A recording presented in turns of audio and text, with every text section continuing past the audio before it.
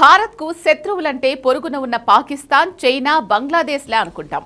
కానీ మారుతున్న కాలంతో పాటు పరిస్థితులు మారుతున్నాయి.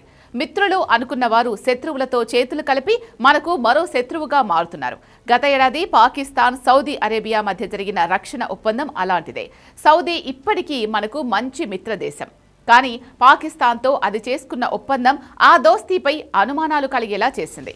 నేడో రేపో టర్కీ అధికారికంగా ఈ ఒప్పందంలో భాగస్వామి అవ్వడం ఖాయం. అదే తరహాలో అన్ని ముస్లిం దేశాలు నాటో కూటమిగా ఏర్పడాలని టర్కీ తీవ్ర ఒత్తిడి తెస్తోంది. వివరంగా చెప్పాలంటే భారత్ లక్ష్యంగా ఇస్లామిక్ నాటో కూటమి ఏర్పాటు చకచకా జరుగుతున్నట్టు కనిపిస్తోంది. మరి ఈ కుట్రలకు చెక్ పెట్టాలంటే టాప్ స్టోరీలో చూద్దాం.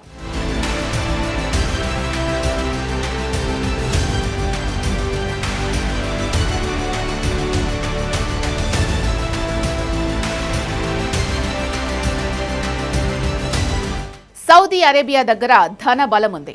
పాకిస్తాన్ దగ్గర అణ్వాయుధ సామర్థ్యం, బాలిస్టిక్ క్షిపణులు, సైనిక శక్తి ఉంది. ఇక టర్కీ దగ్గర సైనిక సామర్థ్యం, ఆయుధ తయారీ కేంద్రం, అత్యాధునిక suicide drone technology, fighter jets ఉన్నాయి. ఇలాంటి మూడు దేశాలు కలిస్తే పశ్చిమాసియా, దక్షిణాసియాలో పెత్తనం చెలాయించవచ్చు అనేది ప్లాన్. ఇస్లామిక్ నాటో భారత్కు వ్యతిరేకంగా ఉంటుందని ప్రత్యేకించి చెప్పాల్సిన పని లేదు. ఈ క్రమంలోనే భారత్ చాలా నిశితంగా పరిశీలిస్తోంది. కానీ ఇలాంటి టైంలో పరిశీలనలు పనికిరావు. పర్ఫెక్ట్ కౌంటర్ స్ట్రాటజీలు సిద్ధం చేయాల్సిందే. మోడీ సర్కార్ ప్రస్తుతం ఆ పనిలోనే ఉంది. యుఏఈ అధ్యక్షుడు భారత పర్యటన అలాంటి వ్యూహాల్లో భాగమే.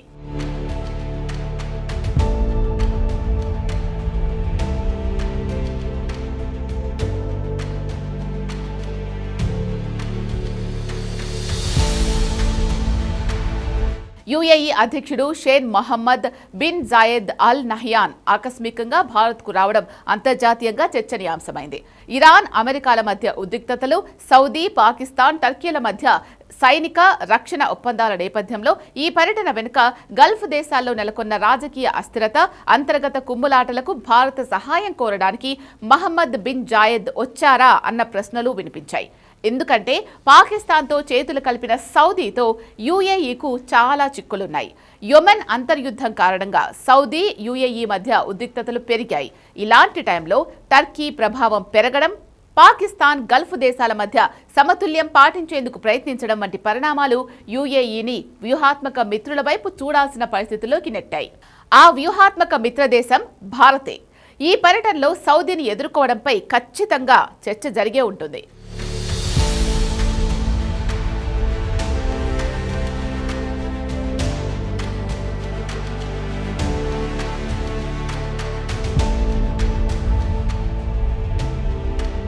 మధ్య ప్రాచ్య రాజకీయ పరిణామాల మధ్య యుఏఈకి భారత్ నమ్మకమైన భాగస్వామిగా కనిపిస్తోంది. ఇంధన భద్రత, సముద్ర మార్గాల రక్షణ, ఉగ్రవాద నిరోధం వంటి అంశాల్లో భారత సహకారం యుఏఈకి అవసరం కూడా. ఇదే టైంలో ఇస్లామిక్ నాటోను ఢీకొట్టడానికి యుఏఈ వంటి ఇస్లామిక్ దేశం అవసరం మనకు ఉంది. ఇక్కడే ఇండియా నేతృత్వంలో తెరపైకి వచ్చిన మెడిటేరియన్ క్వాడ్ కీలకమవుతుంది. ఈ కూటమినే షార్ట్కట్లో మెడ్ క్వాడ్ గా పిలుస్తున్నారు. ఈ కూటమి సౌదీ, పాకిస్తాన్, టర్కీల కూటమిని ఎదుర్కోవడానికి ఉపయోగపడుతుంది. మోడీ, బిన్ జాయెద్ మధ్య ఈ కూటమి గురించే చర్చ జరిగి ఉంటుంది అనేది విశ్లేషకుల అంచనా. ఇందులో ఏ దేశాలు ఏవో తెలిస్తే ఇస్లామిక్ నాటోలో చేరాలని భావిస్తున్న దేశాలు తమ ప్రయత్నాలను విరమించుకోవడం ఖాయం.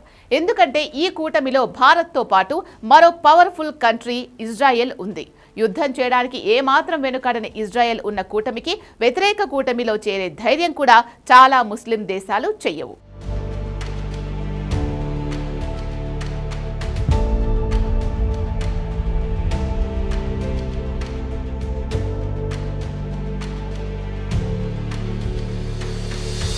మెడ్ క్వాడ్ విషయానికొస్తే గ్రీస్, సైప్రస్, ఇజ్రాయెల్ ఒక త్రైపాక్షిక సైనిక సహకార ప్రణాళికను 2025 డిసెంబర్లో అధికారికం చేశాయి.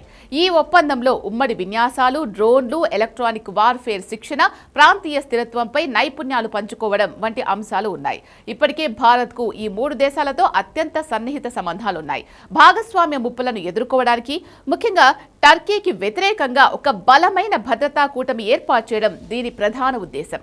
ఒకవేళ భారత్ కూడా ఇజ్రాయెల్, గ్రీస్, సైప్రస్తో చేరితే అది ఒక శక్తివంతమైన ప్రాంతీయ కూటమిగా అవతరిస్తుంది. ఈ కూటమితో యునైటెడ్ అరబ్ ఎమిరేట్స్కు ఏ సంబంధం అనుకుంటున్నారా? అసలు లెక్క ఇక్కడే ఉంది. యుఏఈ కూడా ఈ కూటమిలో చేరే ప్లాన్లో ఉంది. భారత్కు ఇప్పటికే ఇజ్రాయెల్, గ్రీస్, సైప్రస్లతో బలమైన రక్షణ సంబంధాలు ఉన్నట్టే యుఏఈ కూడా ఇజ్రాయెల్తో సన్నిహిత సంబంధాలు కొనసాగిస్తోంది.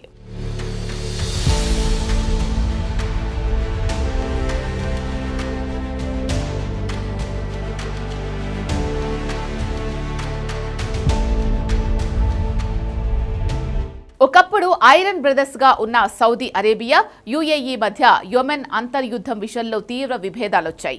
ఇటీవల వ్యవహారం దాడుల వరకు వెళ్ళింది.